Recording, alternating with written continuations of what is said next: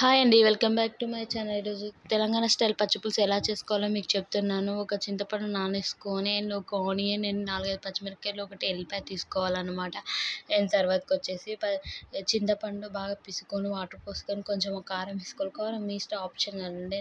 ఎందుకంటే పచ్చిమిర్చి వేస్తున్నా కాబట్టి కారం అవసరం లేదు. అండ్ తర్వాతకొచ్చేసి కొంచెం ఉప్పు వేసుకోవాలి. టేస్ట్‌కి తగ్గ ఉప్పు, ఆనియన్స్ అన్ని స్మాష్ చేసుకొని చేసుకోవాలి. అప్పుడే టేస్ట్ అనేది బాగా వస్తది.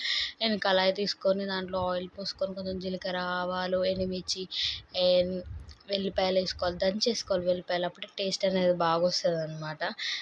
అన్నీ వేసుకొని బాగా కలబెట్టుకోవాలి. కలబెట్టుకున్న తర్వాతకి అండ్ పచ్చిమిర్చి కూడా వేసుకోవాలన్నమాట. పచ్చిమిర్చి వేసుకొని కొంచెం మగ్గినాక పసుపు వేసుకోవాలి. పసుపు వేసుకొని మనం పిసుకున్న చింతపండు రసం ఉంటుంది కదా, దాంట్లో వేయాలి. దీని కాంబినేషన్ ఆమ్లెట్ అండ్ వేడి వేడి రైస్లో తింటే సూపర్ ఉంటుంది. Please subscribe to my channel.